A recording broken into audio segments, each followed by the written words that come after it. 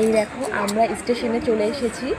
আর এখানে আসার পর এই যেহেতু আমরা তিনজনে প্রায় এক কালারের ড্রেস পরেছিলাম, তো একটুখানি সেলফি তুলে নিচ্ছিলাম।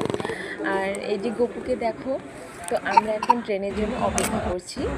আর এই যে তারপরে আমাদের ট্রেন ছিল অন্যরকমভাবে, একদম ডাইরেক্ট ট্রেন ছিল বাড়ি থেকে দীঘা যাওয়ার।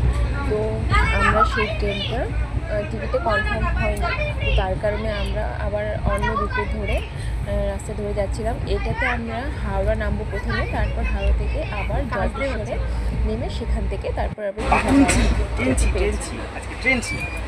তো এই দেখেন ট্রেনের মধ্যে উঠে গপু বেলুন নিয়ে খেলা করছে।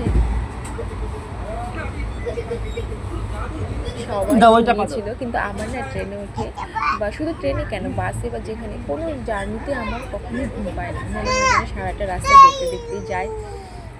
তারপর কিছুটা সময় পরে আবার গপু ঘুমিয়ে পড়েছিল। তো আর কিছুক্ষণ বাদে আমরা দীঘাতে পৌঁছবো। তো চলো টাটা, এই পর্যন্তই থাক আজকে। চলো, এটা বেলুন রেখে দাও, বেলুন রেখে দাও।